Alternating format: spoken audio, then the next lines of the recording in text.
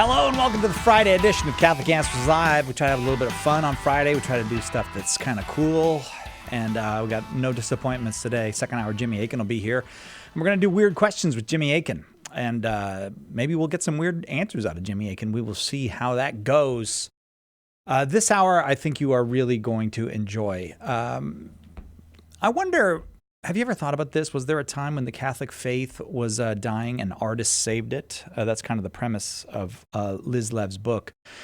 She says, and I think you will be fascinated to hear the story, that amid the crisis of faith and sacraments and saints and confusion about Mary and the Mass, and that came following the birth of Protestantism, a flood of art was produced by the Catholic Church that brought healing and restoration to Catholicism. Liz, as I said, Liz Lev is our guest. The book is How Catholic Art Saved the Faith, The Triumph of Beauty and Truth in the Counter-Reformation. Liz Lev is an art historian. That's kind of underselling it when I say that. Best-selling author, international speaker, certified sommelier. That is one of my favorite things. She teaches Baroque, Renaissance, and Christian art at Duquesne University in Rome. Elizabeth Lev, thank you so much for being with us. I'm here. Hello. No Liz yet? Okay, we'll give it a second. She's in Rome, see, that's it. Oh, I can see her, but I cannot hear her. She's joining us from Rome, the eternal city, and we'll have that connection up in just a second. Okay. All right, we got her? Hi, Liz. Hi. Oh, I can see her lips moving, but I can't hear that sound. Sometimes that happens when you're going internationally. We're about to go internationally to Australia. We were planning the shows this morning and actually gave up on some because sometimes it is very hard to make that connection internationally. If you're in Australia and you want to see us when Catholic Answers is coming, Carlo's going to come. Tim's going to come. I'll be there. Our president, Chris Check, will be there. And next, not the current weekend, but the weekend following, we will be in Sydney. And you can just Google Catholic Answers Sydney. We're going to be there with Perusia Media, and it's going to be I think hundreds and hundreds of people, maybe a couple thousand people coming. And then the following weekend, we will be in Perth. We'll be down with the folks from Evangelization Australia, also expecting hundreds and hundreds of people. Tim will be there. Carlo, me, and Chris. No, Chris won't be there because we're going to replace him for that conference with Dr. Stacy Trusenko. So that's an upgrade. And so if you are in Australia, I hope that you will join us there. Our number here, by the way, 888-318-7884, 888-318-7884. So if you have questions about Catholic art, if you have questions about the premise that Catholic art saved the faith following the Reformation, during the Catholic Reformation, sometimes called the Counter-Reformation, you are welcome to call 888-318-7884, 888-318-7884. I will tell you this, if you got a tour, if you get a chance to tour a Vatican museum, or you want to see one of the churches of Rome where there's a great deal of art, or maybe examine some frescoes in Rome, there is no better person to be with than Liz Lev. Now, I do not know that personally because I ain't been there yet, but I'm heading out there soon. But from what everybody says, Liz Lev is absolutely your best tour, a tour guide for the art of the eternal city. I believe we have a connection with her there in Rome now. Liz, you with us? I am here. Oh, thank you so much for being here. I'm sorry that we had a little technical trouble there. I hate to put you through that. But is it true that that maybe even more than arguments, maybe more than all the other efforts, and there were a great deal of efforts that the church made, the art of the Counter-Reformation saved the everyday faith of Catholics? If you think of it, it goes all the way back to that famous phrase, a picture says 1,000 words. Yeah. And where, especially when it comes to questions of doctrine and trying to drive home fundamental teachings of the faith, instead of explaining to people with treatises, which they're not going to read, or long explanations, right. The idea of being able to show a picture, to involve people, engage people in something beautiful and make them want to be part of it, was very, very powerful. So the church used images, something we've been using from the 3rd century AD. It used images to be able to transmit the faith, and so managed to preserve it, save it, help it, forward it, propagate it. When it comes to questions again, 888-318-7884 is our number. Liz Lev is our guest. This work, you might say the church produced this art, but not all the people who produce this art would immediately strike us as paragons of the Catholic faith. Absolutely not. The one that always leaps to the fore of this one, of course, is Caravaggio. Caravaggio, who is one of everyone's favorite painters. Once you've been to Rome, which I understand you have yet to do, once you've been to Rome and you've seen him, he's an artist who manages to captivate my students year after year after year. And he's a man whose life is known to us through prison records. A man who eventually kills a man in 1606. I mean, obviously not on paper what you would say, here we go, this is how you follow the Catholic life. But the struggle between what he knew he must do and his inability to reach that ideal, which plays out in his use of light and dark, is captivating even today, 400 years later. So these are works, for example, Caravaggio or any of the other great masters of the period. These are works that they are producing of their own volition? These are works that someone is coming to them, a bishop or someone, and saying, "Paint us, a Madonna and child, or paint us a martyr," or how is this happening? Well, the way that the art is produced in this period is a patronage. So it's a collaboration between a religious order, a private person, a diocese, and an artist, in which these conversations, more or less intense, take place between the two of them. And at the end of the day, the idea of creating a work of art in tandem becomes something that's theologically sound, meaningful, but also at the same time allows this incredible expressive creativity on the part of the artist. 888-318-7884, the number. You are listening to the Friday edition of Catholic Answers Live, and we're talking with Elizabeth Lev, the author of How Catholic Art Saved the Faith, The Triumph of Beauty and Truth in Counter-Reformation Art. What's the deal with the word truth there? Like it just doesn't seem like we connect to the word truth with art very much anymore. Well, first of all, the idea, which I thank you for throwing me this lovely softball over the plate, beauty, truth, goodness are all transcendentals. They all go together. And the idea of that which is beautiful, that is also true and is also good. And your question is such a perfect one, because it really points out the breakdown that we have in our age, where we don't see beauty as a vehicle for good or truth. And as a matter of fact, as Pope Emeritus Benedict XVI used to say, it said that we almost distrust beauty as we distrust truth, as if it's something that's not real. And so somehow the artificial prettiness that we like to follow, the immediate charming, as opposed to something that is resonant. The other thing that Pope Emeritus, actually when it was Cardinal Ratzinger, he wrote this: beauty has the capacity to wound, something truly beautiful. You know that phrase that we throw around, it's so beautiful it hurts? Yes, right. That concept of beauty that wounds us, that makes us vulnerable, that makes us receptive to new ideas, the possibility of changing. It opens up new horizons, which is a painful thing, this kind of huge fundamental transitional change. Beauty has that power. And when you harness that power, as they did in the late 16th, early 17th century, to be able to create works that take your breath away and make you, at the end of the day, want to be a better person, that was a very heady and effective moment in the history of art.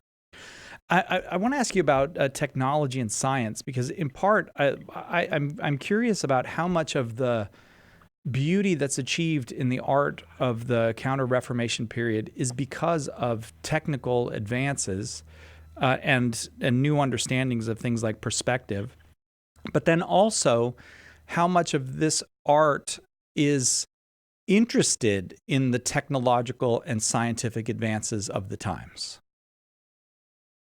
Well, there are two parts to the answer to that question. One is very factual. One is a little idea I have.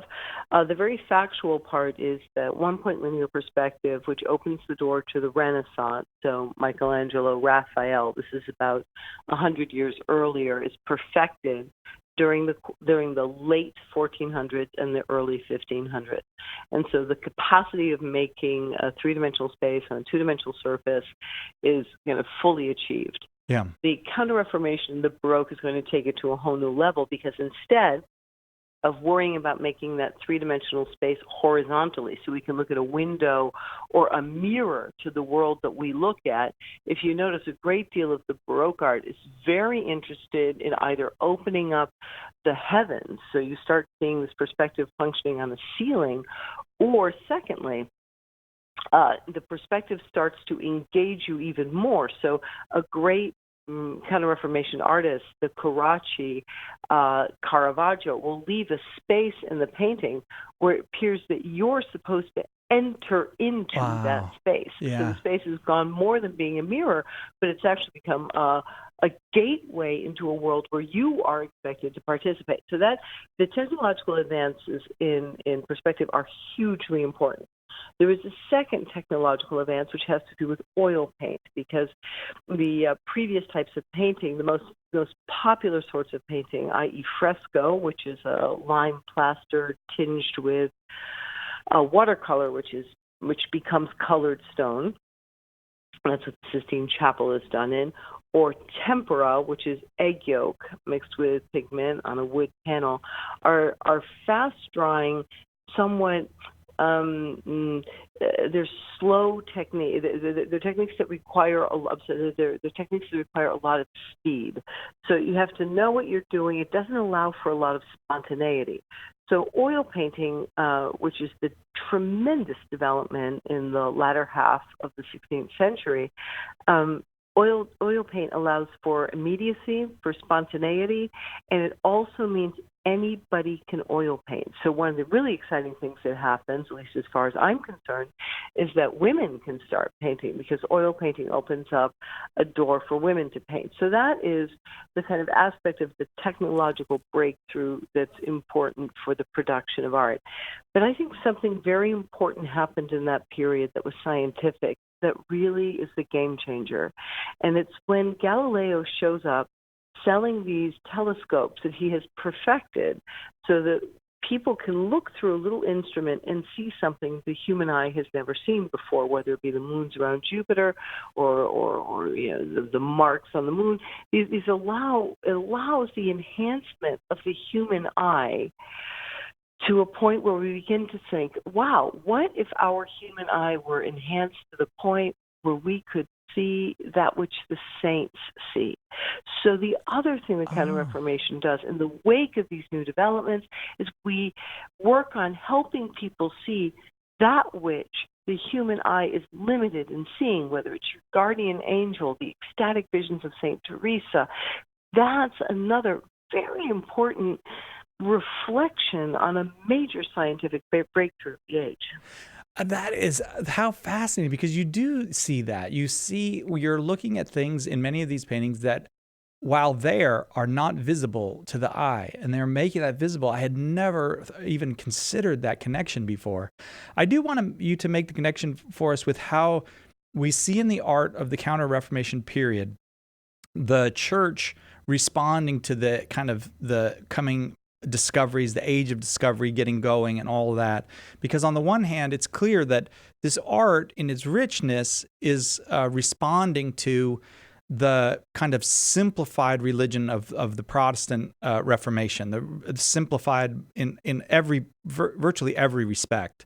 And then it's trying to present a rich view. But we also get the story of the church now having to confront a new, and I'll put this in quotes, enemy in science and that kind of thing. So I would like you to, because you do this at the end of the book a bit, and I was very interested to see it.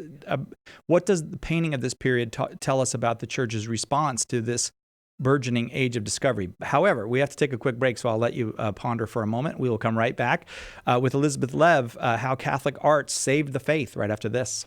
Hello, this is Archbishop Alexander Sample of the Archdiocese of Portland in Oregon. Keep that dial right here on Catholic Answers Live. Catholic Answers Live is proudly supported by CatholicChemistry.com, a new dating site for Catholics who want to do dating right and believe relationships start with Catholic chemistry. Catholic Answers Live thanks CatholicChemistry.com for their generous support on the web at CatholicChemistry.com. The Aquinas Writing Advantage program is part of Homeschool Connections' set of online courses for your Catholic homeschool. Homeschool Connections' website is homeschoolconnections.com. Vatican officials will meet to decide the fate of disgraced former Cardinal Theodore McCarrick. Pro-life leaders applauding the president's strong stand for life. A new poll finds most Americans, including those identifying as pro-choice, are opposed to late-term abortion. And Pope Francis says the death penalty is contrary to the gospel. News headlines you can have faith in. Weekdays at the top of the hour on EWTN Radio.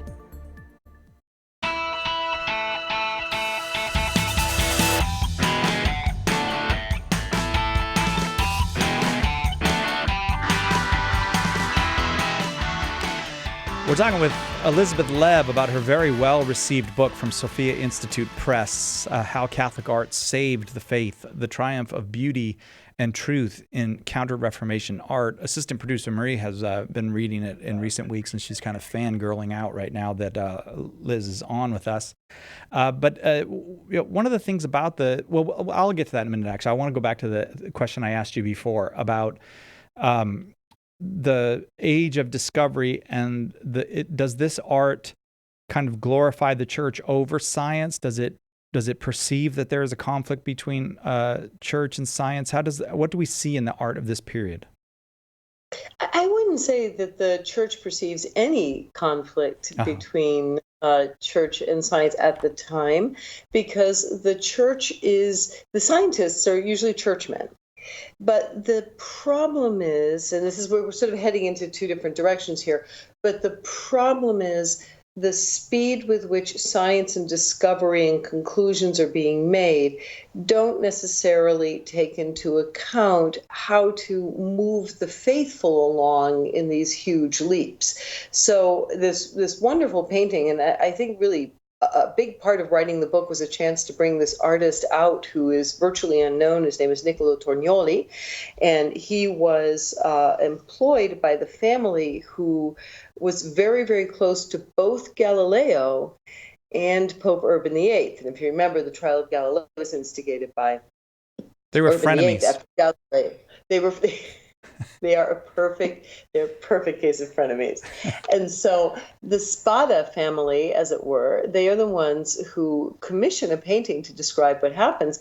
And so you have this amazing slash. It's just a diagonal through the painting where one half has a science that's based on theory and based on tradition and based on received understanding versus the science that's based on experience. And since today we really completely believe in science based on experience, we look at this and think, well, why were they even bothering looking at what people thought before, and why do they care about with this received knowledge?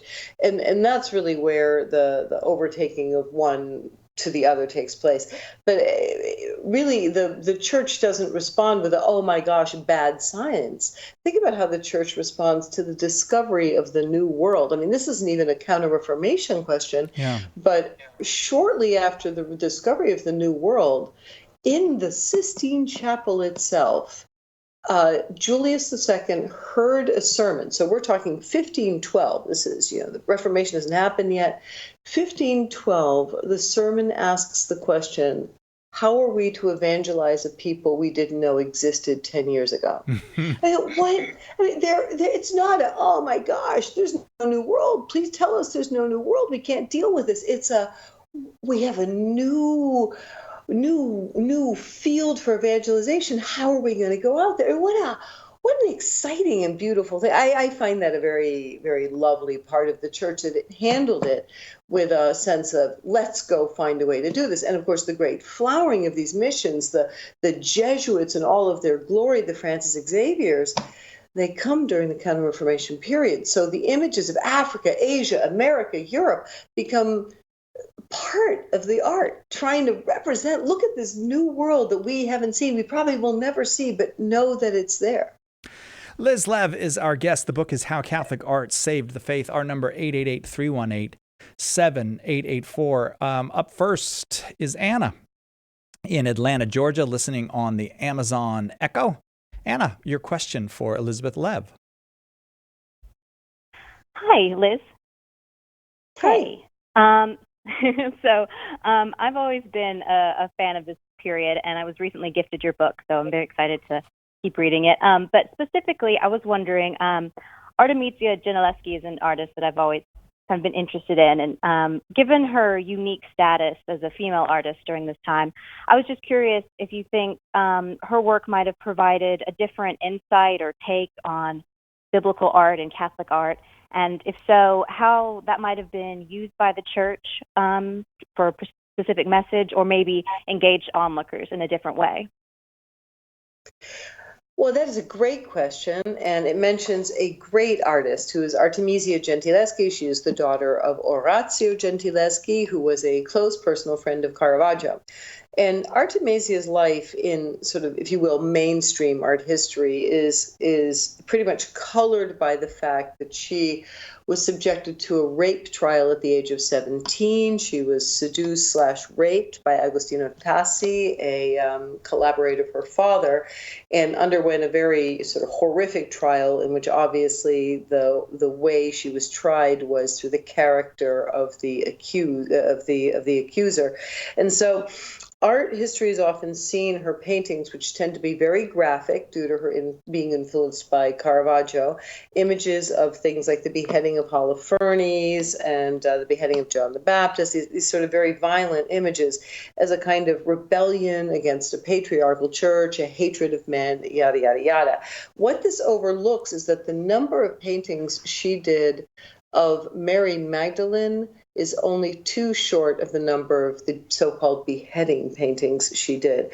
And so Artemisia Gentileschi is a very interesting character, because instead of being dropped by the Counter-Reformation Society that allegedly, only accepted perfect people, as people like to think when they talk about the Counter-Reformation, Artemisia became an extremely popular painter, particularly for these images that seem to be good warring against evil, virtue warring against vice. So she takes the age-old story of Judith and Holofernes, the beautiful Jewish widow who defeats the Assyrian general by playing his vices against himself, and she really turns it into something very graphic and powerful. And I find, and I really do believe this when I was working on the book, that she is a figure that really helps us understand that sometimes to conquer vices, our vices, sometimes to conquer the evil, the darkness, the desire for wrong things within us, it has to get messy and it has to get gritty. Not everybody gets to stay clean and pleasantly scented without a hair out of place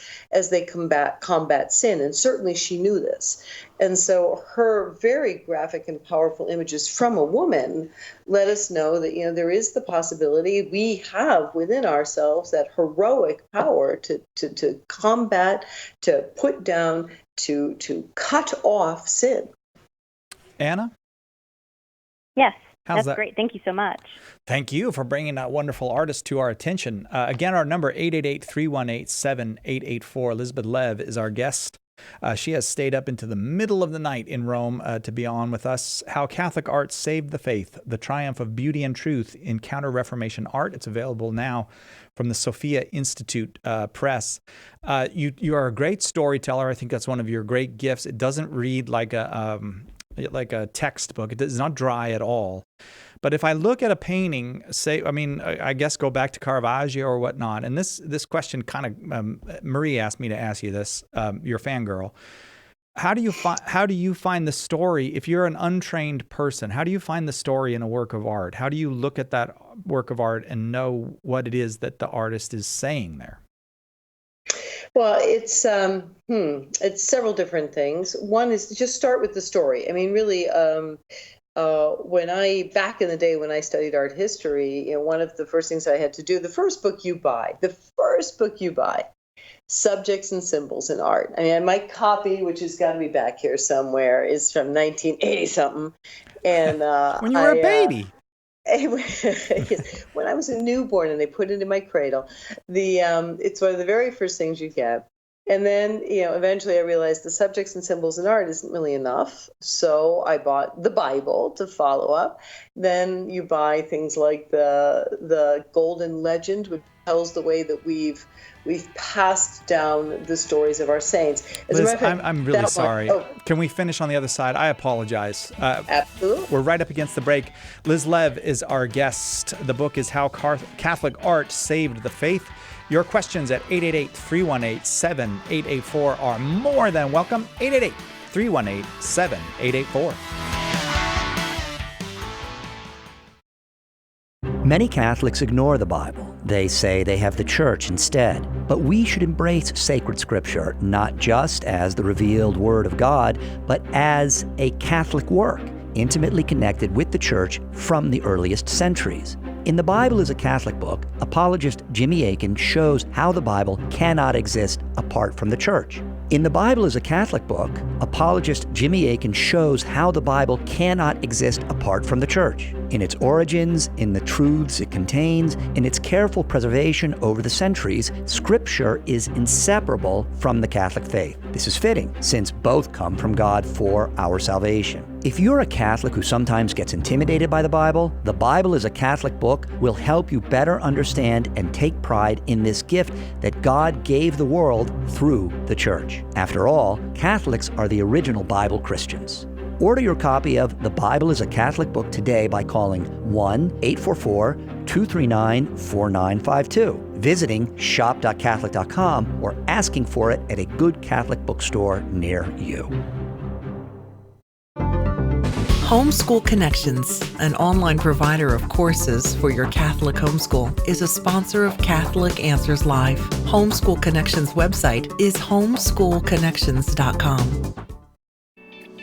Have you subscribed to the Catholic Answers Radio Club newsletter? This is Catholic Answers Live host Cy Kellett, and I want to tell you about our new weekly newsletter full of behind-the-scenes information and facts you need to know about the show. It's easy to sign up. Just visit CatholicAnswersLive.com and look for the newsletter sign-up box on the front of the page. It's a great way to keep up to date with what's happening with the show and see what's coming in the days ahead, delivered weekly into your inbox. Sign up today for the Catholic Answers Radio Club newsletter and see what you've been missing. Go to CatholicAnswersLive.com.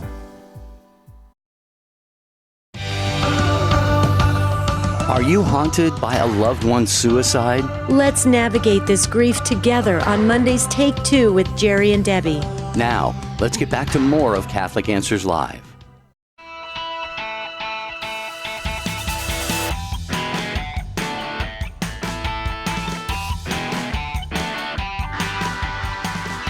How Catholic Art Saved the Faith. That's Elizabeth Lev's book from Sophia Institute Press, and we are discussing it right now. 888-318-7884 is the number if you'd like to get in on the conversation.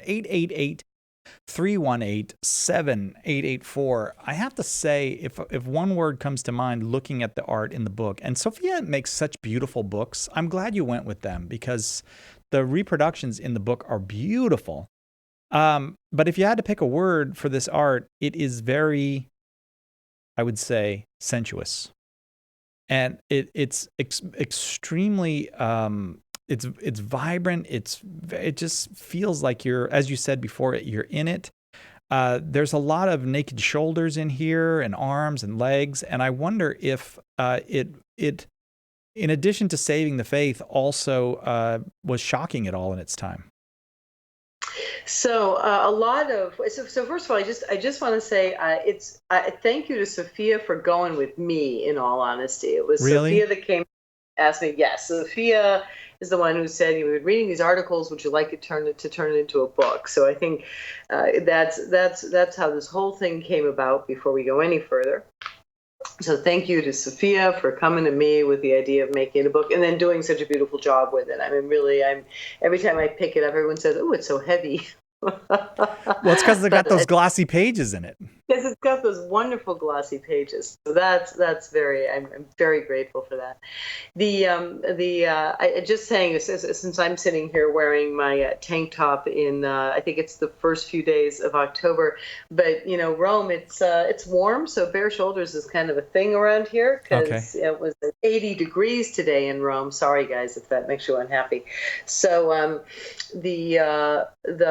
but really, to get to your real point, sensuousness is in a moment in art where the church and artists try to find, it's almost like a last desperate attempt to find a harmony between the created world, the beauty of creation, the beauty of the things of this world, whether it's the human flesh, whether it's food or color or silk or velvet, and the spiritual. And they're trying to harmonize the two. They're trying, instead of having to sort of, Byzantine art sort of favors the spiritual world over the natural world.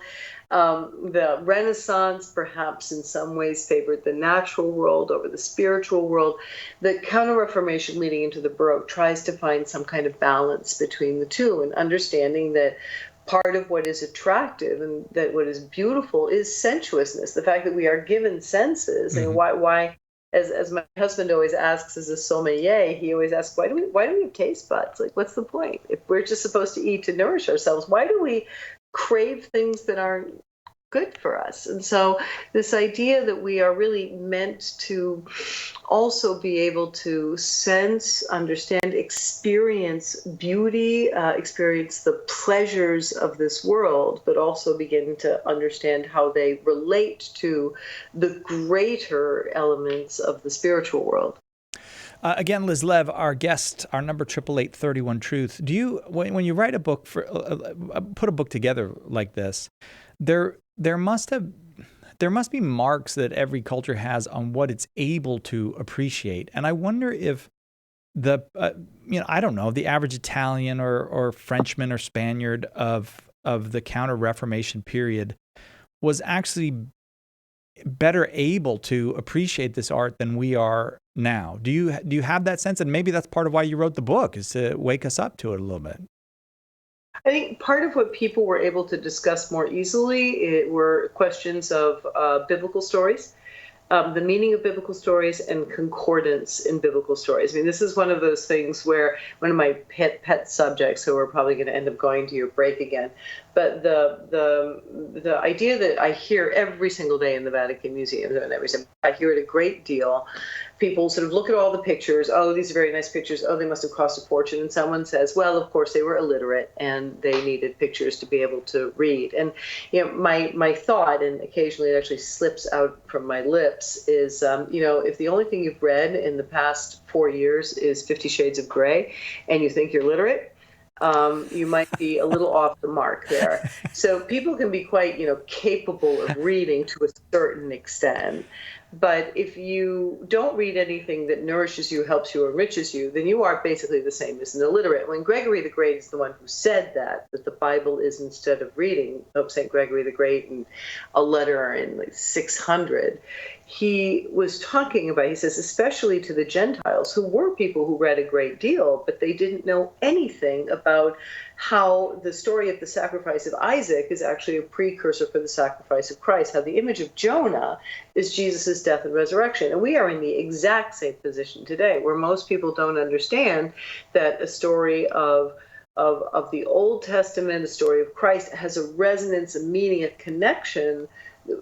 Most don't understand that, but people really knew that, and they knew their saints. I mean, today, well, I guess it's already Saturday, but yesterday was St. Francis, the feast day of St. Francis. I mean, the entire cities partied all day long to celebrate St. Francis with productions and events, and each one of these feast days, whether it's the Ascension, whether it's the Assumption, whether it's Francis, whether it's St. Petronius in Bologna, people knew their saints, they knew their stories, they knew images connected to them. And we are very far removed from that today. So I do think most people had the tools to begin to understand the art of the age, kind of like most people, insofar as breaking down the images, have the ability to understand the movies we see today. So today people are very good at movies, right? So every single chestnut in Infinity War that leads to Endgame and the Avengers series, people can read all that. They understand that. Right. But people used to not give that attention to the Avengers. They gave that attention to their biblical art. So if we're saying that that this art saved the faith, then the people were immersed, as you're saying, in a world in which the Bible was real, the saints were real. They knew these people in a way that for us maybe like Thor is real or Captain America. These are the people who occupy our cultural world.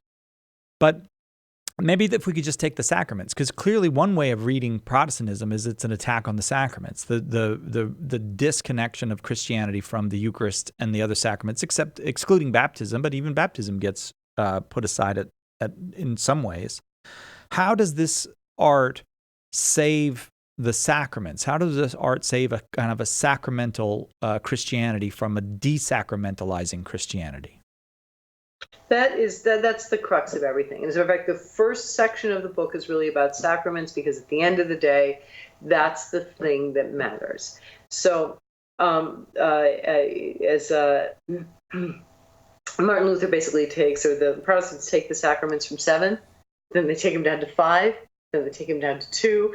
I mean, the sacraments just, they diminish. And even the nature of what baptism is for changes in the mind of the Protestant Reformation.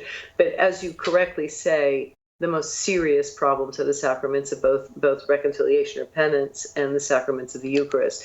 Art really rallies around the Eucharist. And so that first and foremost, the rebuilding of churches, the way churches are built from the latter half of the 16th century on, is to create a greater connection between the faithful and the Eucharist. So you put a tabernacle on the altar. Simultaneously, you remove the rood screen, which is the screen that used to be in the middle of the church to prevent the faithful from seeing consecration. So now there's a clear visual.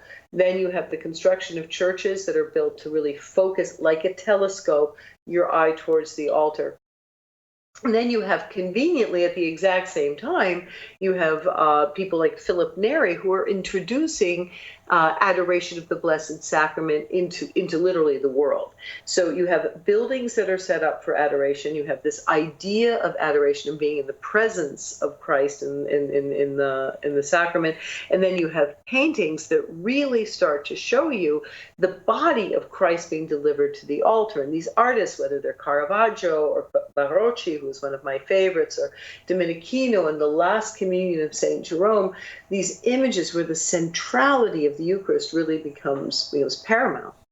So I suppose then, is that hard when you're, is there a conflict there then in maybe when you're giving a tour and there's a Protestant person taking a tour and seeing these paintings, that they don't practice the kind of Christianity that's being depicted there? Do you see that? Does it have an effect, or does it just not resonate? I find it actually interestingly. I had a week like that last week, and where I was taking several people who were Protestants around, and I don't really change much when I talk about. I mean, it is what it is, right? And I can pretend it's something else, but I do that. And so the painting is the image of the entombment of Caravaggio is Jesus' body being dropped on the altar, and the little slab of stone that comes out with the space underneath it is really meant for the priest to be standing underneath it, so that you have the body of Christ, which is being brought to the altar as the priest is celebrating the Mass. So there's no point in kind of pretending that's not what we're looking at. And so I find that it leads to very interesting conversations. It leads to it's art, so it's not a confrontational thing. It's not and therefore your religion is all wrong. That's not what it is. But it allows us to kind of talk about things, talk through ideas of, you believe this, why do you believe this, how do you get around this, explaining how people feel distant from the sacrament because of a series of things that happen, even as something as simple as a question about pews in churches, right? People always ask me, we walk into Santa Maria Maggiore, it's a big open space. Well, where are your pews? Well, pews are a Protestant invention because the idea of what we do in a church is fundamentally different. In a Protestant church, we make God present through the Word, right? So we listen to the sermon, we bring out God through the Scripture. In the Catholic Mass, we bring God present on the altar. He's there. And so we're all processing toward him. We're not still. The reason for this, the long basilica, is we're going towards it. We're trying to get, God is over there. Come on, get moving. Yeah. I'm glad that you're able to have those conversations. I do want to. We have to take a break. When we come back, I want to ask about another couple things that the Reformation, in its kind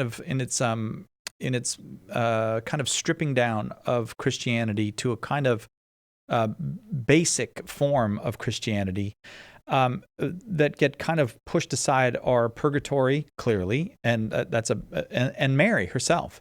So I want to ask you about the artists who kind of defend or recover purgatory and Mary when we come back. Liz Lev is our guest.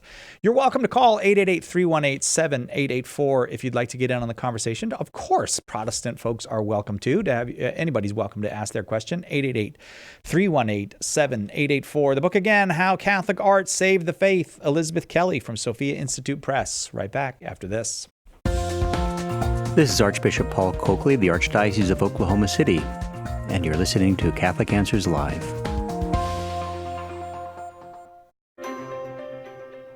Do you love praying for people? Have you ever wanted to use your gift of prayer to share Jesus with others and build up the body of Christ? Start a public prayer station with St. Paul Street Evangelization. Listen to people's needs, pray with them, or invite them to meet you at church. St. Paul Street Evangelization can help you get started. Find out how at streetevangelization.com. That's streetevangelization.com. EWTN, communicating the faith. I had to go through fear, and thank God that I overcame the fear, and I just left it up to God, and now there's no more fear, there's just acceptance, and I'm just learning to listen. If you want to be closer to God, you just need to keep following His rules, and your application, your radio station, has helped me to always be positive and continue to listen to the rules and obey. EWTN. Live truth. Live Catholic.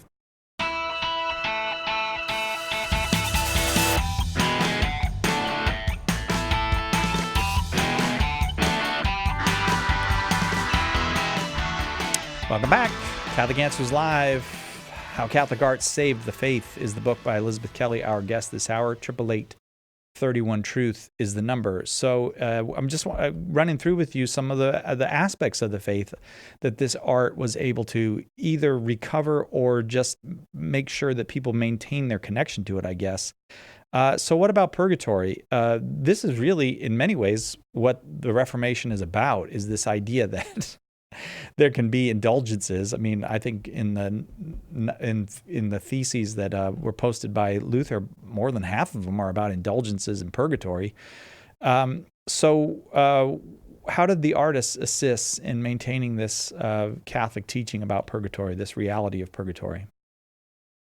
I think purgatory was a kind of a tricky play on the part of the Protestant Reformation. And while one can understand, especially with abuses regarding indulgences, one can understand Martin Luther's perspective, the fundamental idea of that there is a connection between our church that is militant on earth and the church of the people who have died, and this connection of the people who are in heaven, hoping to get to heaven, that there's a possibility to kind of perfect ourselves for heaven. To take that away is a very brutal rift between people and their understanding of how they are to progress towards heaven, this journey, this pilgrimage. And we really we are a pilgrim church on earth, do we not call it? And so the church really, one of the things that artists excel at is that they can show us things that we cannot see.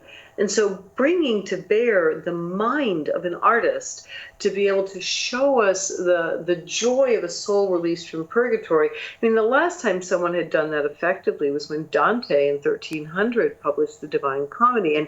And my goodness, the images of purgatory that he left us, they resonate to this day. And so Dante took us on a voyage to see the three places we, as living mortal beings, we can't see. As a writer, as a poet, he brought us to this extraordinary space.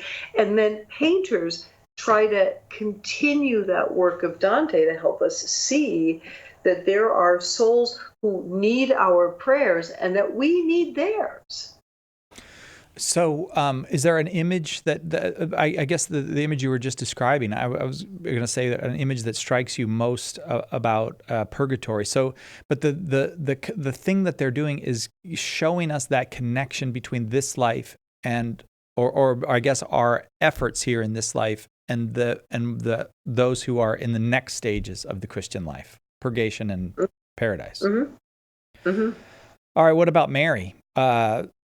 Here's the deal. We get Protestants who became Catholic, they tell us all the time, the biggest problem was Mary. I just couldn't I couldn't go with you Catholics on Mary. I was so nervous about you Catholics and the worship of Mary.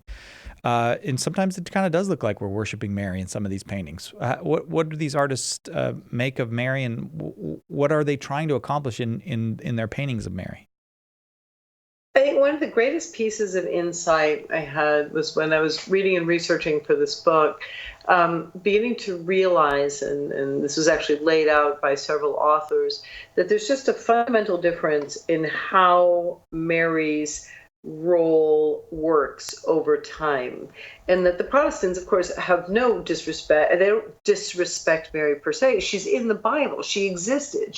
The virgin birth, the Annunciation, she's the mother of God. No argument there. But the vision they have of Mary is that Mary was, Jesus's mom. So she's like Mrs. J. She made nice cookies. She, made Jesus, and then she just kind of retires to a back role. Okay. So her role is that of bearing God, and she does the thing, and then, okay, well, that's nice, and yeah, you're great, Mom. And then when she dies, it's like, yeah, he's a great mom, but she doesn't continue to be active. The Catholics believe that Mary, because of this exceptional thing she did, this fiat, this submission, this obedience, this active obedience. Plus, it's not a submissive, like, oh, okay, I just don't care, so you can do whatever you want. It's an active choice on Mary's part to continue to say yes to God from the minute she's told when she's 15 years old she's going to have a baby and she's going to have to explain this thing to Joseph, all the way up to her son being arrested, tortured, and killed.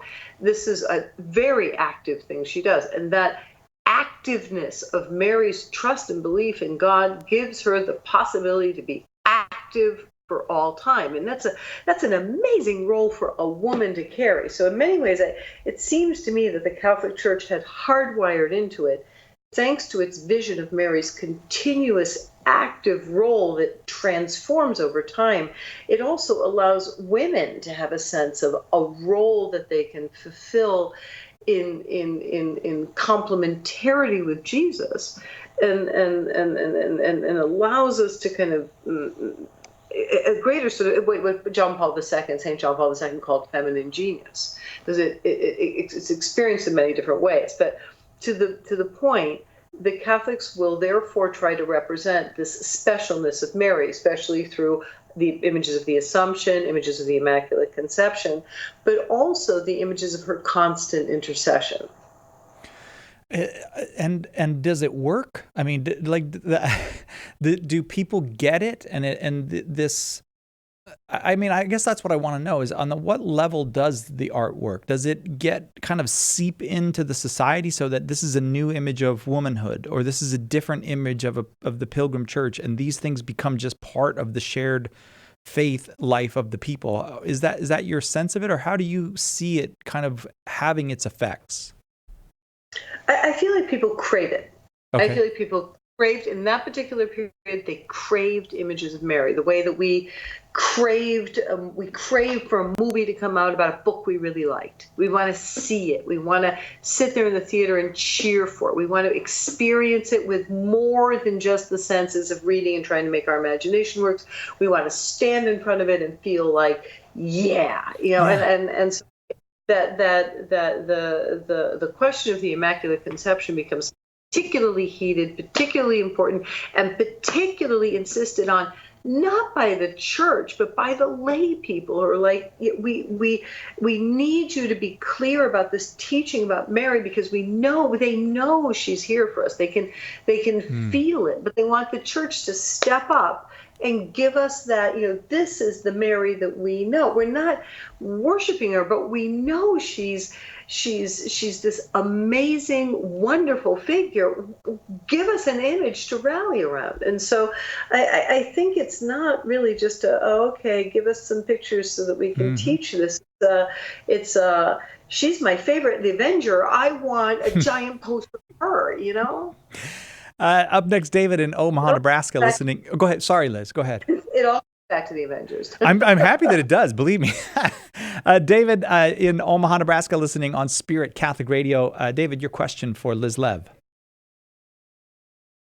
Hi, thanks for taking my call. I'm just wondering, I've been a metal sculptor for 23 years. The majority of what I make is usually focused on the crucifixion as the thing that I was drawn to from the first thing I remember drawing, and I was raised with no faith whatsoever. And so through my journey of becoming Catholic and finally now being able to make three-dimensional, beautiful crucifixes, I'm wondering, what is your opinion in regards to evangelization, not only of non-Catholics, but of fallen away Catholics? In your opinion, what would be the best, or which direction do you see art playing a role in evangelization Oh, today? that's a very clear question. All right. Help an artist out. I think art needs to be, what we were talking about earlier, it needs to be beautiful, true, and good. Let's just start with the fact that anybody saying that art does not have a role in evangelization obviously has not seen the line outside the Vatican museums. The Vatican Museums has 30,000 people a day standing outside waiting to get in to be crushed to death, to go look at a room, which, whether or not they're going to understand the ins and outs and every little detail of it, they stand there and they want to feel something. They want to experience something.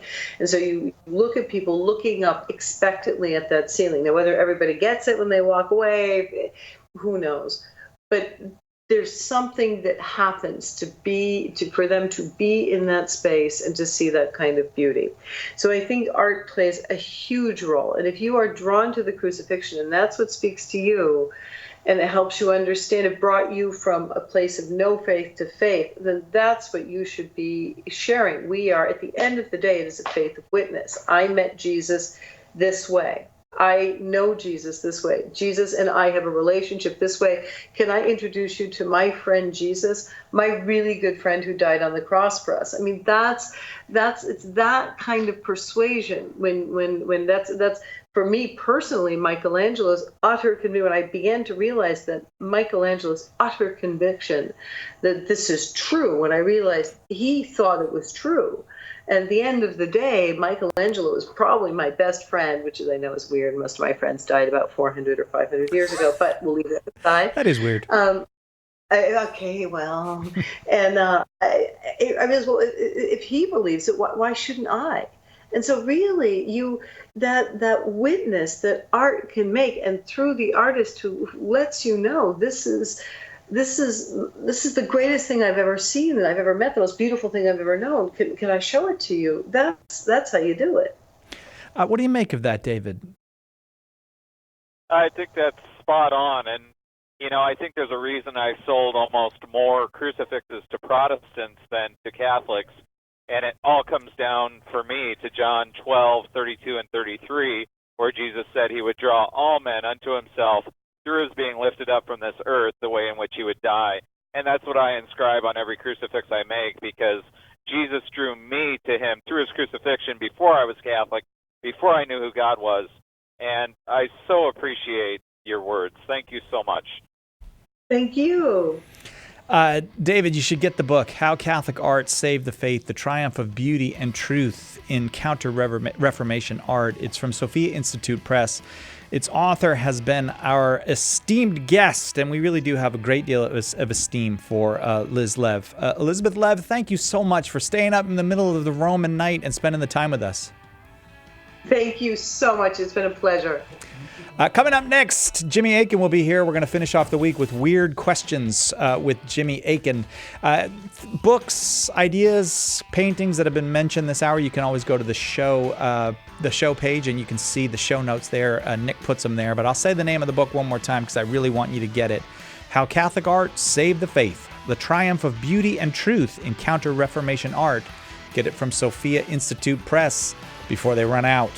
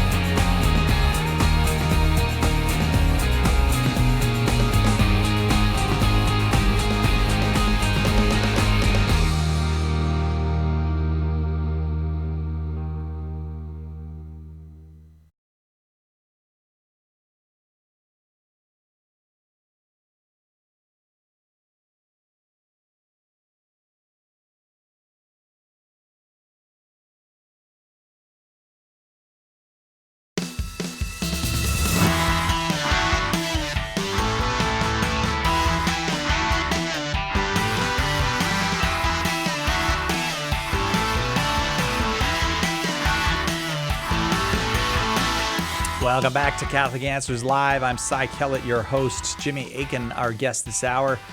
Jimmy is senior apologist here at Catholic Answers. He's the author of the brand new and very popular book, The Bible is a Catholic Book. We will talk about that as we go. He's also the man behind Jimmy Akin's Mysterious World. Hello, Jimmy Akin. Hello, Cy Kellett. Thank you for being here with us. Oh, I'm happy to be here. I had to be somewhere, so it may as well be here. That's touching the way you phrase that. And you know what the great scientist Buckaroo Banzai said? I do. No matter where you go. There you are. That's right. Man, I haven't seen Buckaroo Banzai for a long time. That's years and years and years ago. Yeah. One of the greats. Fun movie. Not My Planet, Monkey Boy. Yeah, and he sings that song. I got to remember what it is. Weird questions today. Yeah. We got a lot of weird questions for you. Okay. Did you bring your weird mind? I can't really easily leave it behind. Yeah. That's true. That's true. Some people do try to leave their mind behind on a Friday night. Some people lose their minds, I hear. Yeah, that will happen as well. That happened to Evelyn Waugh, you know. He lost his mind? He lost his mind, and he went to what I think at the time was called a sanatorium, but I can't remember. But he didn't go to a mind finder? He did not go to a mind finder. But I really admire Evelyn Waugh because he wasn't ashamed of that. People said, "Where you been?" And he says, "I went crazy. I lost my mind, but I'm better now." I admire that. And it mental illness used to have a big stigma around it. Yeah. But people being open about things like that helps overcome that. Right. You ready for Kevin's weird question via email? Okay. I'd like to know about the so-called satanic panic around Dungeons and Dragons, but also the related panic about Dungeons and Dragons and murder/suicide. I'm a big fan of tabletop role-playing games. I think most people of faith have gotten over the panic around the topic, but you still see it sometimes. I have, for example, seen Dungeons and Dragons listed on a confession guide. I'm going to read the whole thing because it's an interesting question. I mostly think this is silly, and it's certainly not the case that Dungeons and Dragons involves real spells or is a gateway to the occult.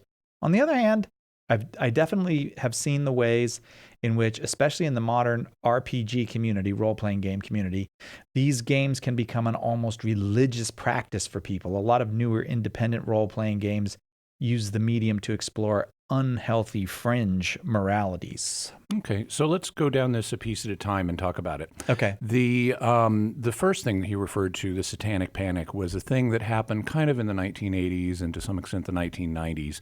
There were a number of fundamentalist Christian groups in particular who would argue that Dungeons and Dragons and other similar role-playing games were quote-unquote satanic. Yeah. And, Jack Chick was an example of this. He published one of his comic tracts called Dark Dungeons that was specifically devoted to this theme. He also thought one of my favorite institutions was satanic. Yeah, he thought the Catholic Church was. Yeah, so, right. He kind Thanks, of put Jack. us in the same camp as Dungeons and Dragons. Yeah. This is something that was based on the fact that Dungeons and Dragons in particular incorporated elements of fantasy magic, not unlike other things like Tolkien's Lord of the Rings or the Chronicles of Narnia or lots of classic Western literature. Right. But because it had some of those concepts associated with it, even though it was just in a fantasy setting, there were no actual spells that people would say or anything like that. Just any association with magic is enough for some groups to accuse you of being satanic. Mm-hmm. That is not the attitude of Catholic moral theology. The real magic is bad. But watching a movie or reading a book or playing a game or doing a stage play where some of the characters use magic is not, or even talk to demons like Faust, which is a cautionary tale about, do not sell your soul to the devil. It will not end well for you. And I learned the lesson. Yeah. All of those are potentially legitimate. You can put on, for example, a version of the Passion Play that might have Satan as a character working behind the scenes, inspiring Judas. In fact, if you watch Mel Gibson's movie, The Passion of the Christ, you've got something like that. Mm-hmm. So creating imaginative forms like movies, plays, games, books, whatever, that involve magic or the occult or demons are not themselves problematic and not in and of themselves. They may be problematic, but they're not automatically problematic.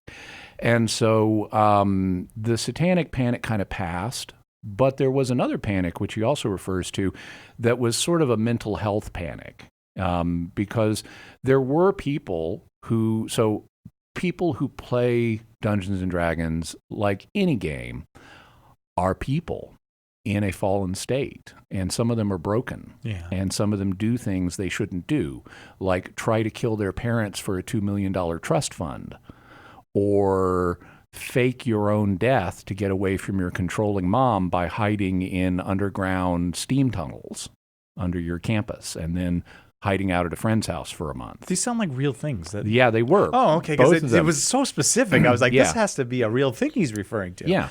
So when these things happened, people noticed, oh, this guy who tried to kill his parents for the trust fund, or kill his stepfather for the trust fund, he played D&D.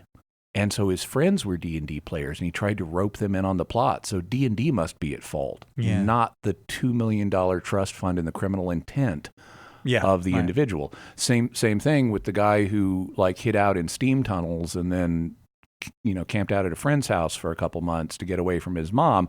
Oh, he was a D&D player, so it must be the D&D that was the fault, not the controlling mother he was trying to get away from, or the fact he was a young guy who was running away from home. Yeah. And so the moral panic also passed, because it became clear with the course of time that whatever you may say about people who are into D&D, they aren't systematically turning into murderers and suicides. There's no statistical data showing that the murder-suicide rate is higher substantially among them than among anybody else. So those panics kind of passed. Then there are lingering effects, though, and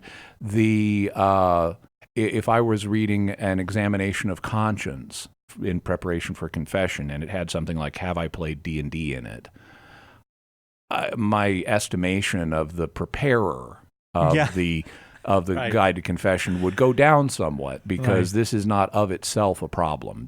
I would say this is a Jansenistic, scrupulous tendency. Having said that, there are problems, because human beings, there are problems in this area, just like there are in every other area. Could you read the last part of the question again? Yeah. On the other hand, I've definitely seen the way in which, especially in the modern role-playing game community, these games can become an almost religious practice for people. Okay, so let's stop there. Okay. By almost religious, that is kind of loaded terminology. There are people in any activity who use it, who get obsessed with it, or who really get into it, and it can be any kind of activity at all. It could be rock climbing, it could be exercise, it could be dancing, it could be playing music, it could be all kinds of things. People develop obsessions, some of them to an unhealthy extent. Other people just get really into something, and they meet other people who are in it. It forms a kind of community for them. That's not of itself unhealthy, just being a fan of something and meeting other fans. So I kind of, if someone is to the extent of being obsessed with something to where they're neglecting other duties, well, then that's bad. But I would hesitate to compare it to a religion. Then, and the other thing that Kevin mentioned was there are various groups of gamers who, in gaming, explore unhealthy moral situations. And that's true, but that's no different than reading books that explore unhealthy moral situations. There are lots of, books and movies and TV shows that portray unhealthy moral situations as if they were cool or acceptable, or that glorify them and so forth. And so the fact that some gamers do the same things when they're doing their games, that's just another sign of human brokenness. But it doesn't mean the game itself is intrinsically bad.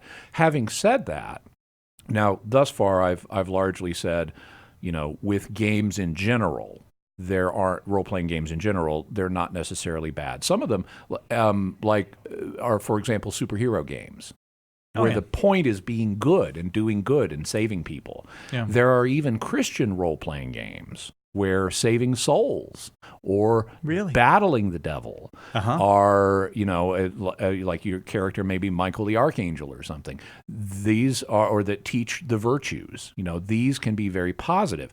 Having said that, there is a spectrum, and some games have problematic design elements built into them. And I would cite D&D as an example of this.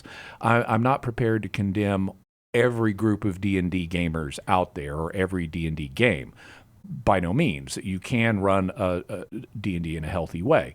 But the game has a problematic design element in it known as alignment. Alignment is the moral disposition of your character.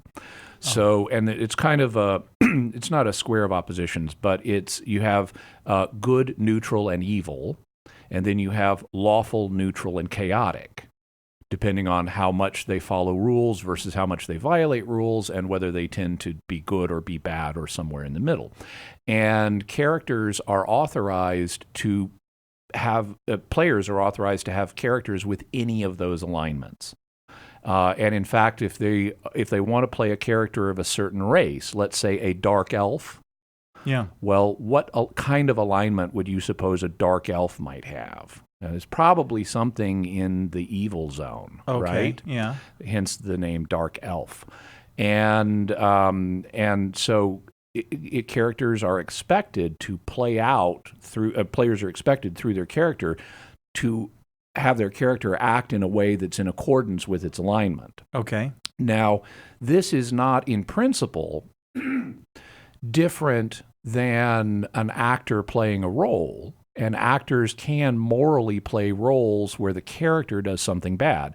Someone has to play Judas in a passion play. Sure. Right. Someone has to play Pontius Pilate in a passion play. Right. But you need an actor who recognizes the evil that their character is doing and internally separates himself from it. Oh, yeah, right. And so I'm not getting into this. I may be physically acting out this part and saying these lines of dialogue, but I'm not going to let myself cross that mental line in doing it. Right. But the problem is lots of actors in Hollywood cross that line. Yeah, that kind of method. Acting. Yeah, right. And the same thing can happen with D&D players. If their character is one that's required to behave in an evil way, then they may method act with that character and mentally cross the line into evil thought patterns. Yeah. And so if I had been Gary Gygax and Dave Arneson, who designed the game, I wouldn't have set up the alignment system that way to make that so easy for the players to do with the characters. Yeah, because we're psychologically vulnerable creatures in many ways. I mean, you can't just pretend to be evil all the time and not have consequences. Yeah. Jimmy Akin is our guest. It's Weird Questions with Jimmy Akin today. We will take a quick break and we'll be right back with more weird questions that have come to us by various electronic means and perhaps otherwise. Maybe owls brought them or they were smoke signals. I'm not sure how they got here, but we're going to read them. Jimmy's going to answer them right after this. This is Bishop Chad Zielinski from the Diocese of Fairbanks of Northern Alaska, and you are listening to Catholic Answers Live. Underwriting for Catholic Answers Live is provided by Real Estate for Life. Real Estate for Life connects home buyers and sellers to real estate agents while supporting pro-life organizations. On the web at realestateforlife.org.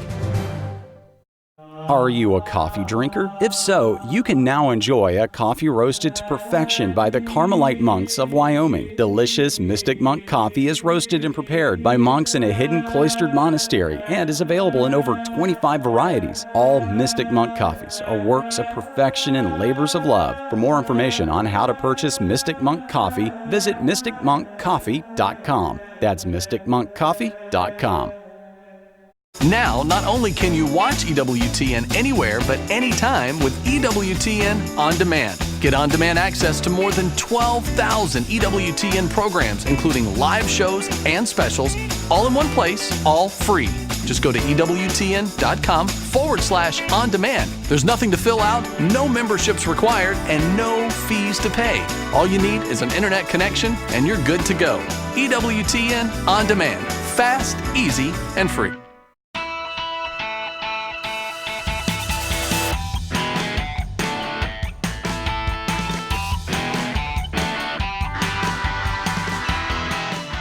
Jimmy Akin is here, the man behind Jimmy Akin's Mysterious World. Today's episode has to do with alien abduction. Betty and Barney Hill. And it's part 2. So I tell you what I think actually happened. That's my spooky music. Next 2 weeks, though, are going to be Third Secret of Fatima. And will you tell us what you think really happened there, too? Oh, yeah, absolutely. All right. Fair enough. The next question comes from Tim via email. I wonder if this is Tim Staples. He's just like, oh, you know what? I'm going to ask Jimmy a weird question. I doubt it. All right.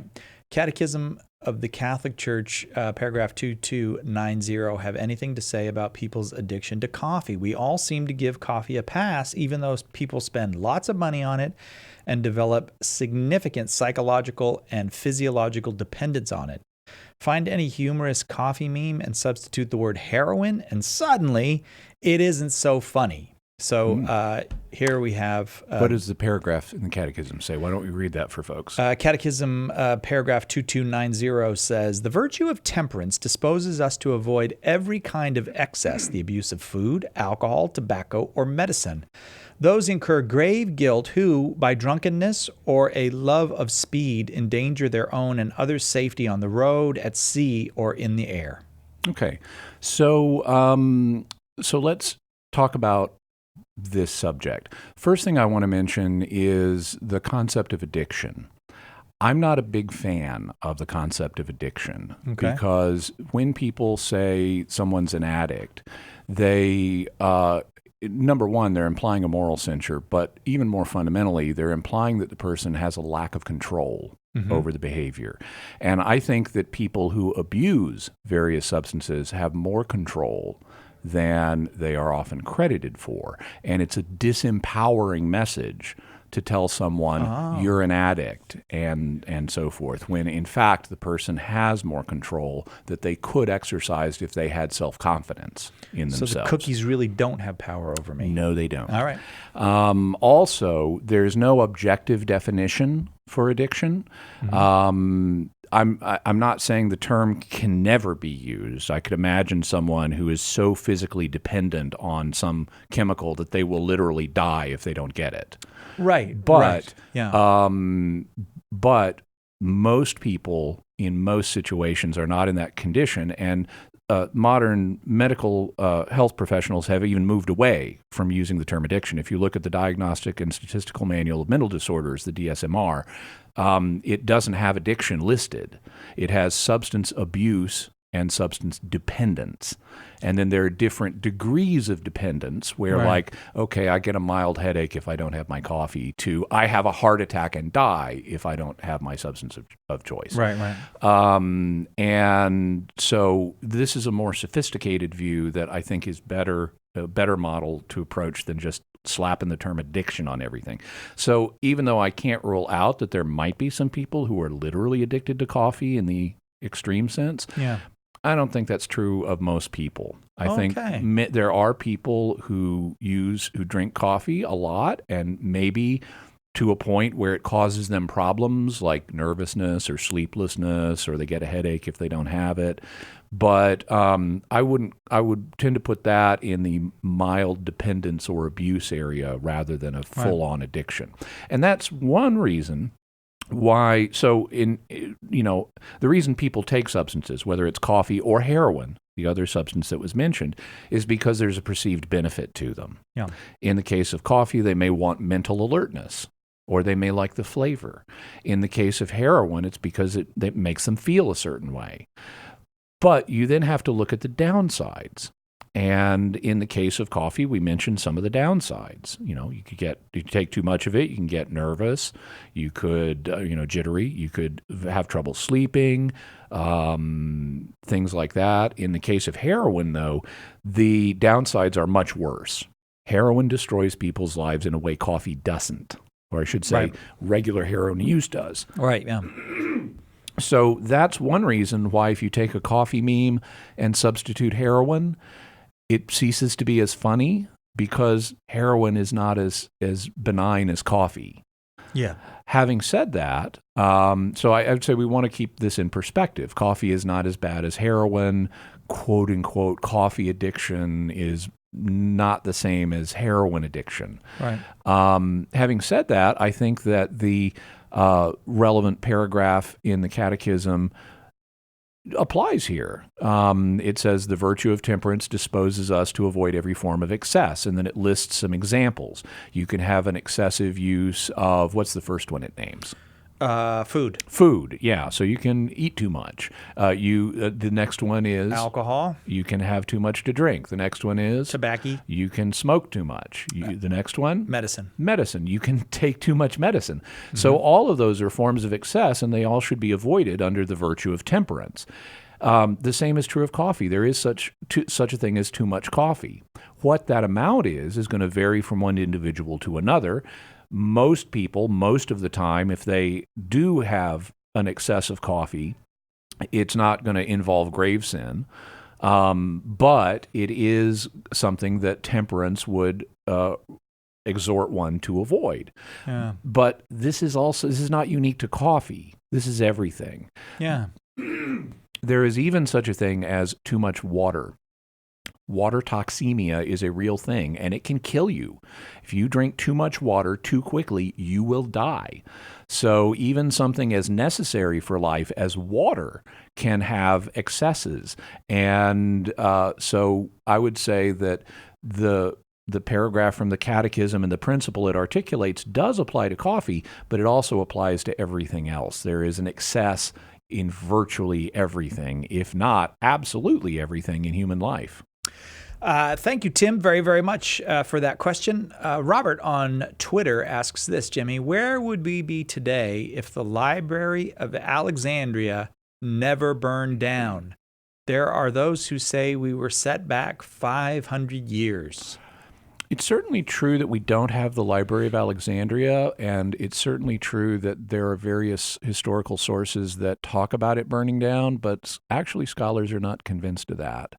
The library may have ceased to exist for other reasons besides burning down. And this is a bit of a historical mystery. Oh. But having said that, we can reframe the question of where would we be if the library had remained and we still had access to all of those ancient documents. The answer is there's no way to know. We presumably might, if we're judging things in a technological sense, we might be, a century or two ahead technologically if we had access to all of the science that the ancients knew, and if that had percolated throughout the ancient world from Alexandria and other people built on it. It's an interesting thought experiment, and one could certainly write an alternate history novel based on the library continuing to exist. And personally, I would love to have access to all of those ancient documents that are now lost, but there's no real way to tell for sure. So just to put it kind of in a nutshell for Robert, you're saying that if the library still existed, we would probably be cyborgs now. Not necessarily. Did I miss some of the subtlety? No, but and this is to give an alternate scenario. Okay, so let's suppose that technology progressed more quickly by 200 years. Okay. So instead of the atomic bomb being first deployed in 1945, it was first deployed in 1745. Yeah. Well, suppose other elements of our culture had not changed around the way they did. The only thing that's extra developed is technology, but the rest of culture is just the same. Can you imagine what people in 1745 would have done if they had been able to make atomic bombs? It would have been not good. Yeah, it would have been not good. That was a very warlike period. We didn't have the international institutions. Imagine the French and Indian War. Yeah. So we could be living in Commandy's time, where civilization has fallen in a nuclear war, and we have talking animals now. So that could happen. I guess so. So not cyborgs. Not cyborgs. All Yeah. right. Robert, thanks for that very, very interesting question. I kind of enjoy counterfactuals. I kind of enjoy just explore them a little bit. But I had never thought of that particular counterfactual. But you know what, though? Maybe they would have discovered the New World sooner. And that would have, because you would have had they might have technology to all kinds of more things. earlier wars. Well, yeah, exactly. It's Weird Questions. Jimmy Akin is our guest. We will be right back to throw more weird questions at him and see what kind of answers we get on Catholic Answers Live.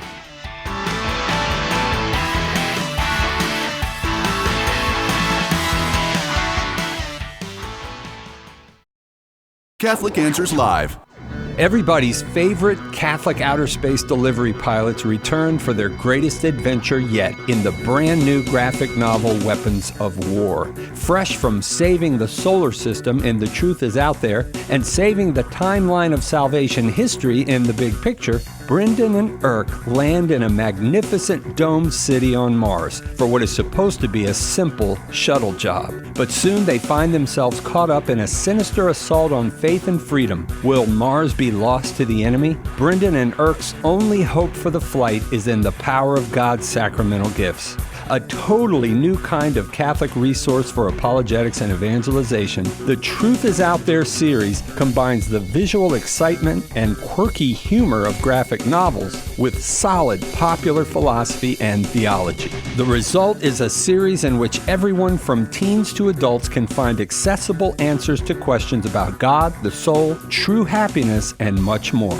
Order your copy of Weapons of War today by calling 844-239-4952, by visiting shop.catholic.com, or asking for it at a good Catholic bookstore near you.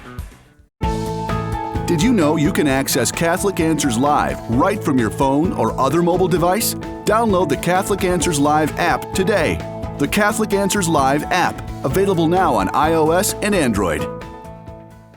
If you're a Catholic who sometimes gets intimidated by the Bible, Jimmy Akin's The Bible is a Catholic Book will help you better understand and take pride in this gift that God gave the world through the Church.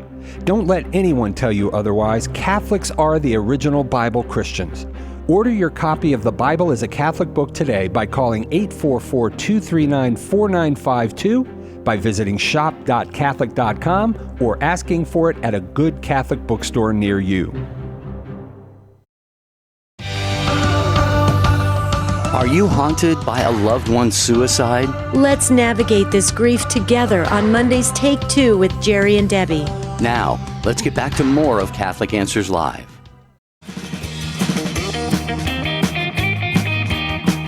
Hey, groovy music. Oh, yeah. There it is. That old-time groovy music.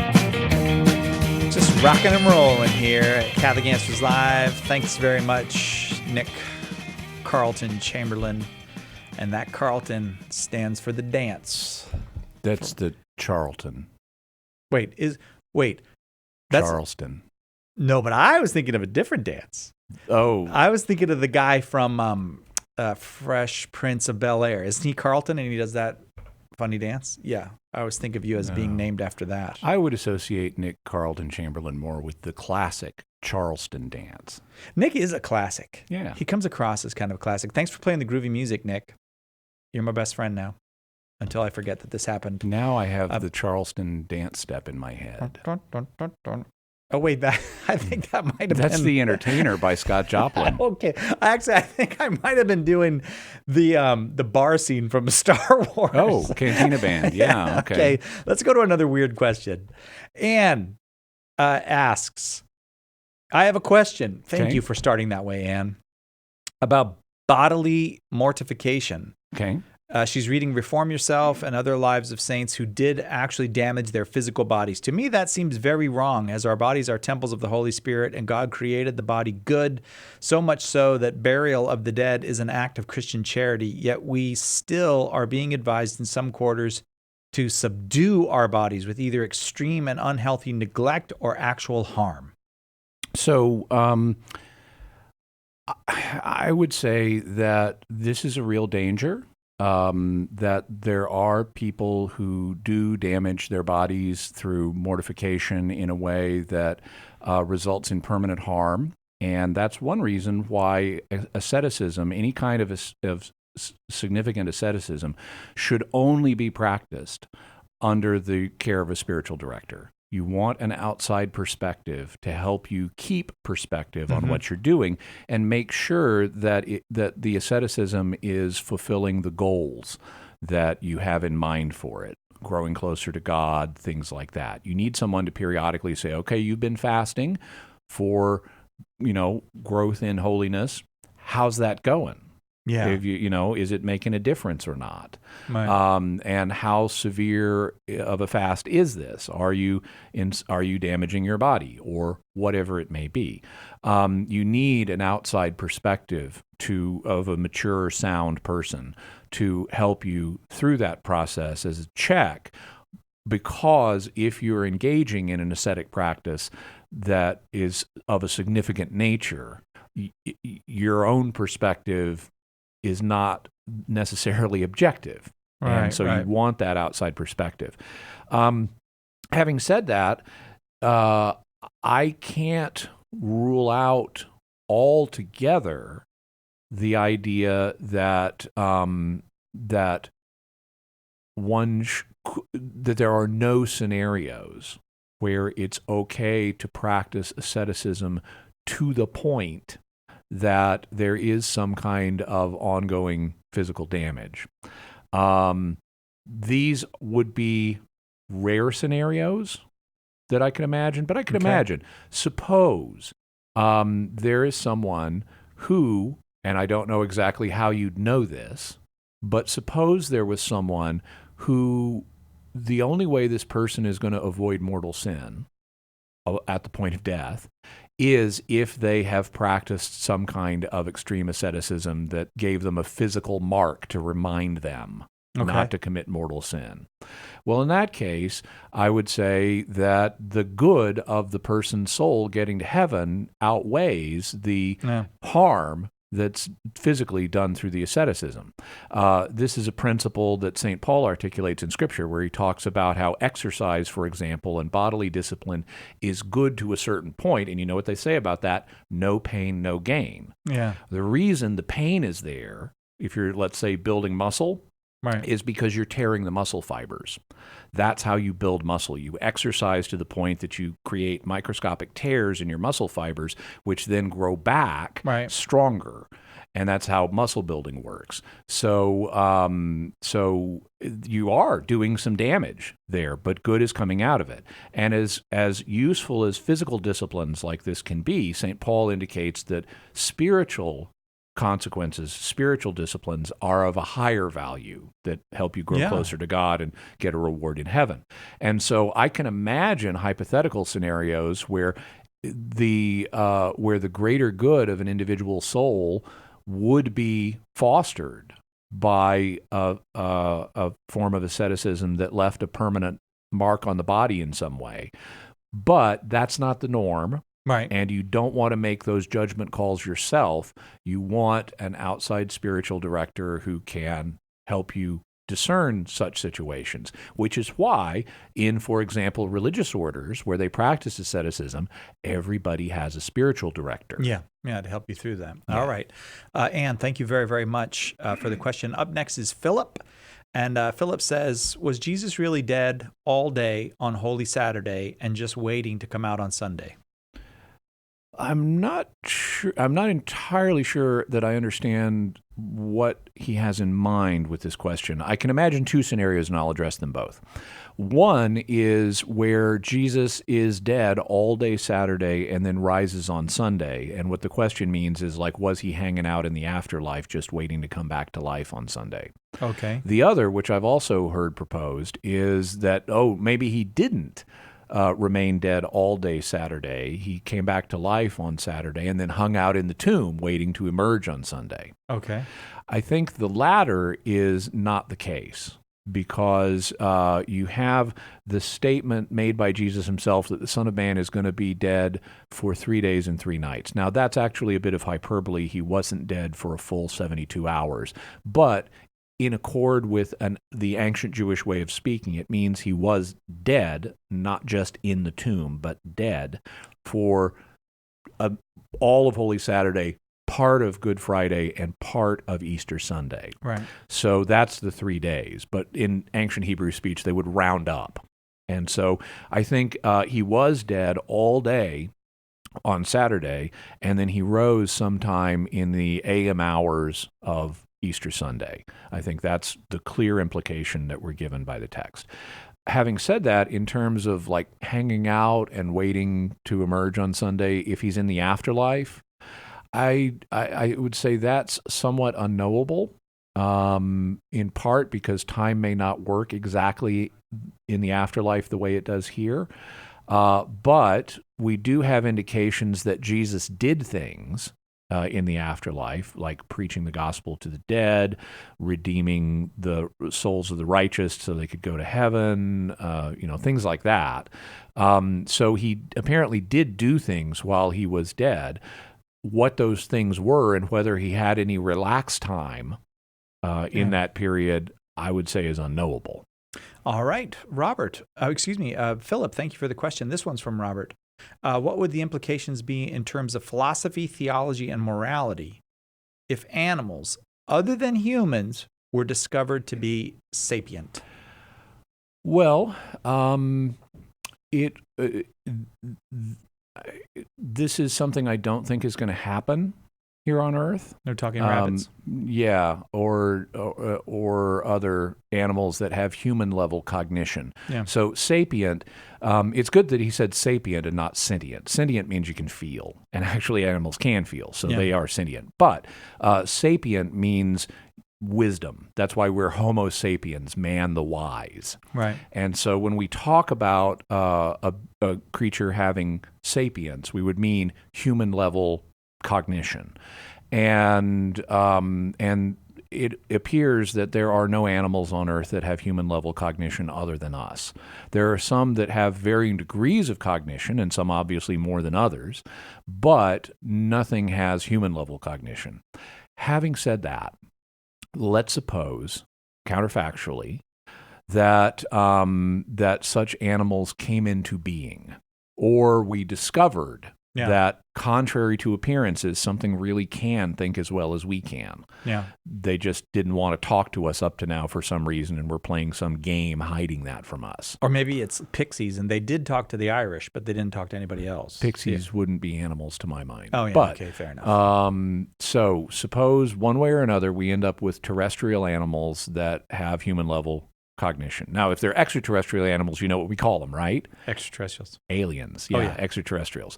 But if let's say someone did, I believe it's David Brin has a novel called Uplift, where various species will take other species and jack their intelligence level up. Oh. So if someone took a chimpanzee and uplifted it to human level cognition, I would say that that, number one, shouldn't be done. So the one question was about morality. I would say we shouldn't mess with other life forms in that way, because if you are a being with a rational soul, all life forms have souls. The question is it rational or not? Meaning, does it have human level cognition? If it does, then even though it's not a human, I think you have to act on the presumption that it has the same rights that we do. Mm-hmm. And that makes it a moral subject. And so we would have to treat uplifted chimpanzees or uplifted dolphins or whales as beings that have the same kind of rights that humans do, even though they're not humans. Also, depending on their dispositions, it would get into, okay, do we evangelize them now? And I would apply the same criteria I would for extraterrestrials to them. That's something I talked about, episode 55, Jimmy Akin's Mysterious World, Aliens and Religion. So I created that episode so I'd have a one source go-to. Just go to that for all these questions. Yeah. Philosophically, I think they would be rational substances like we are. And so that would they'd have to be treated as such in terms of the rights. But it would be wrong to do this because God has determined through his own plan how rational beings are to come into the world.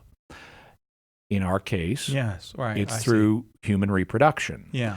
And using artificial means like test tube babies to create in vitro fertilization to create rational beings is not God's plan for our species.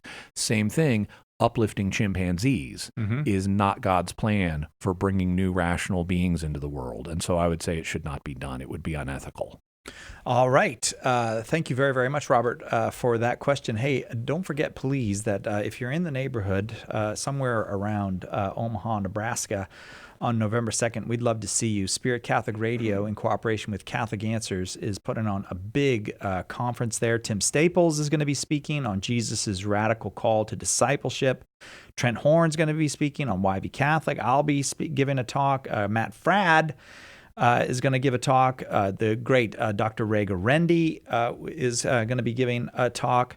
And space is limited. So you just go over to spiritcatholicradio.com. It's for All Souls Day. That's a Saturday. It's going to be at the Embassy Suites La Vista Conference Center there in Omaha. Hundreds of other Catholic folks gathered for just, it's going to be an exciting, fun, invigorating, inspiring, and informative day. So we'd love to see you there. SpiritCatholicRadio.com is where you go to get all the information and to sign up. This is Archbishop Salvatore Cordileone of San Francisco. Thank you for listening to Catholic Answers Live. Go forth and preach the good news. It's not just a suggestion. If you want to take more seriously the command of Jesus to share the gospel with those around you, consider joining St. Paul Street Evangelization. It's a grassroots organization that brings the Catholic faith to the streets in a non-confrontational way.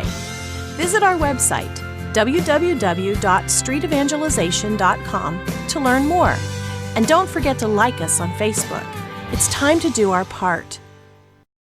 The wisdom of Mother Angelica. Isn't it awesome that we today do not recognize His presence in the Eucharist? Is it because we really don't go to Him in humbleness of heart and say, Lord, I don't believe, help my unbelief. Lord, I want to see you. I want to recognize you. I cannot live without you. Are we saying that? EWTN. Live truth. Live Catholic.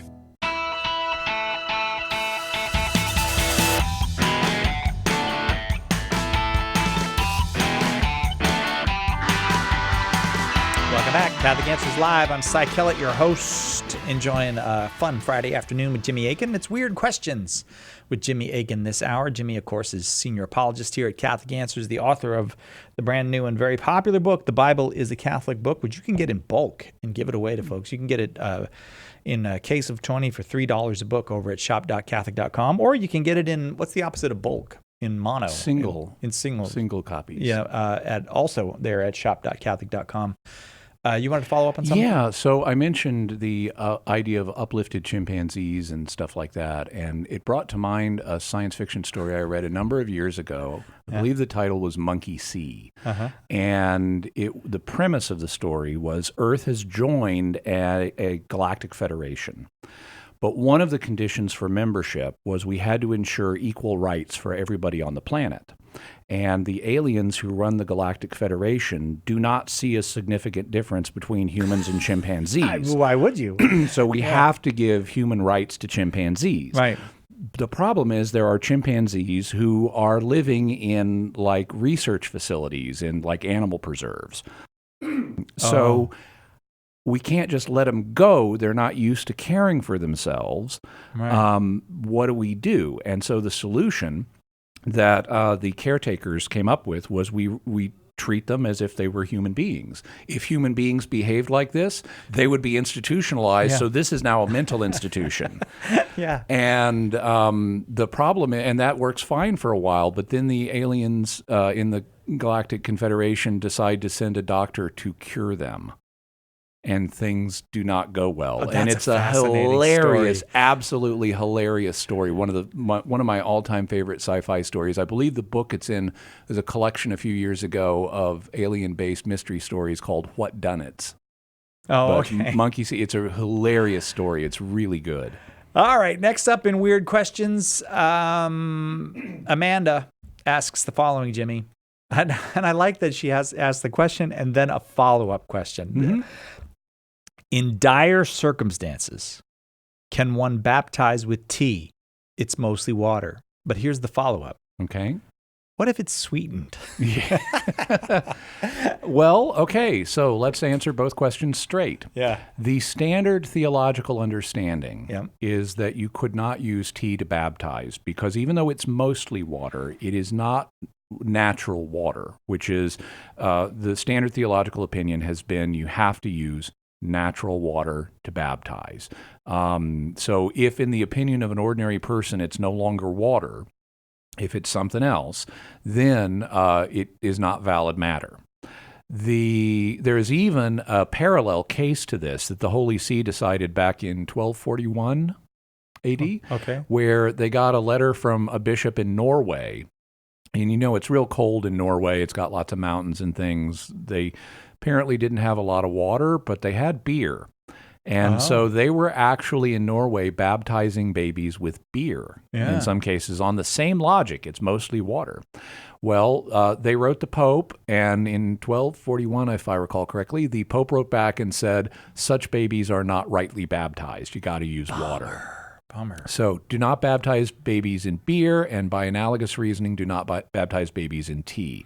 Having said that, if one was in a situation where someone's about to die and all you have is tea, now this is a theological opinion, it's not a defined church teaching.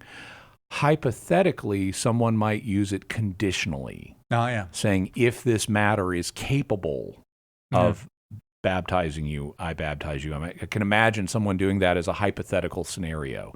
I'm not endorsing it. Right. But, when someone's on the verge of eternity, that would be Give the it a kind, shot. if anything would be the kind of dire circumstance that would make that permissible, that would be it. Now for the second question. What if it's sweetened? You're laughing like this doesn't have a serious answer. The thing is, it's not going to get more positive because you added more stuff to it. That's all. You have a correct intuition. Okay. Yes. So the farther something departs from being what a normal person would consider water, the more impurities you introduce into it of that nature, and adding sugar in whatever form, whether it's fructose or sucrose or something else, that is going to further make this invalid matter. But it does make it more delicious. It does make it more delicious, but it's going to not help you with the baptism. All right, Amanda, no beer, no tea. Mark asks this, and I love this question. In confirmation class, a kid once asked me this, and Mark, thanks for teaching confirmation class. If there were an insane man who thought his cat was a priest, and he went to confession to his cat and heard the cat give him absolution, would his sins be forgiven? Nick is laughing out loud. Oh, it's Thomas laughing out loud at that. But that is a great confirmation class question. Yeah. So the answer is that his sins would not be forgiven because he hallucinated a cat giving him absolution. Right. His sins might be forgiven, though, if in his delirium he made an act of perfect contrition, right? Thinking, I'm doing what God wants me to do. I'm loving God because He's so great, and I want to do what He wants, and He wants me to go to confession to this cat, and that's what I'm going to do.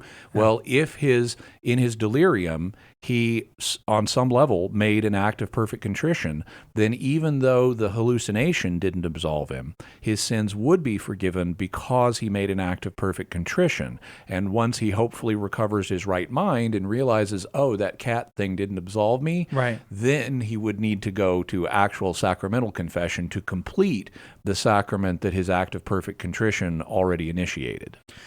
A couple things, Jimmy, if I may. Uh-huh. First, I am delighted If that it's this a dog, kid is it's now. the same thing. No, I'm not going to ask you about a dog. I'm just so happy that this kid now is a confirmed fellow Catholic. I love the kid that had the thought. But I just want to ask you, this is for you personally. Okay.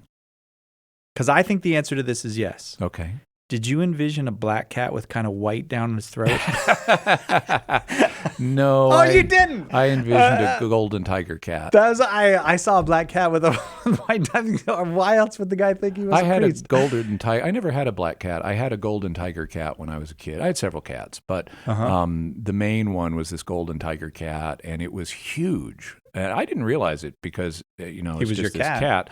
But a friend of mine is like, no, this is like a Flintstones level giant cat. Ah, yeah. Yeah, his name You was had a- Goldie. See, now I don't think it was a cat.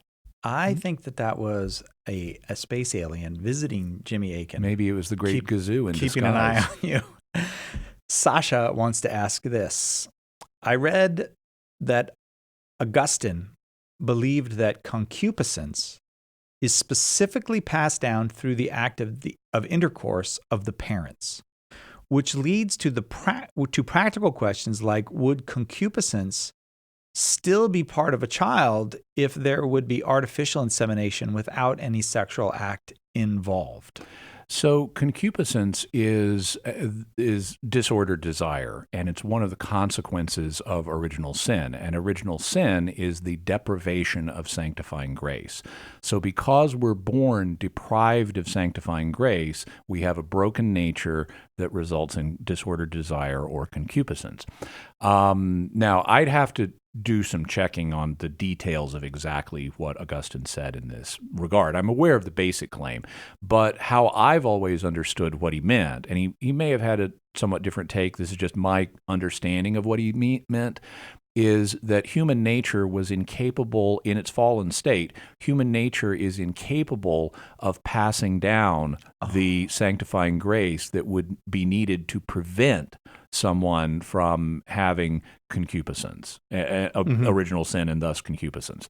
So if our first parents had not fallen, then when they got together to make New Little Incredibles, the human act would have passed down as a sacrament, would have passed down the original grace. Righteousness, and thus they wouldn't have the broken human nature and wouldn't have concupiscence. But because they lost this, they couldn't pass it down. And so I've always understood it in that light. And so given that, if you're circumventing God's plan, like with in vitro fertilization, you're coming up with a baby even without the Human Reproductive Act, then, well, that's not going to get the grace of original righteousness passed down either. Yes. So, of course, people who are conceived via IVF are going to be like the rest of us. They're going to be deprived of sanctifying grace upon birth. They're going to have a broken human nature. They're going to have disordered desire. They're going to have concupiscence.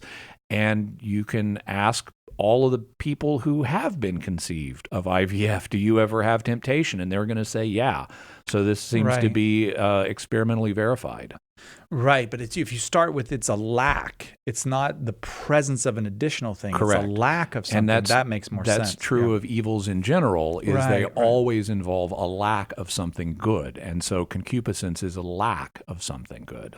Oh, so this makes me think of Jesus then. I mean, clearly he's God incarnate. All graces are I mean, he bears all graces. But does Mary then, the fact that she's sinless means she can, I don't know, I guess I don't know what I'm saying, because he already had all the graces.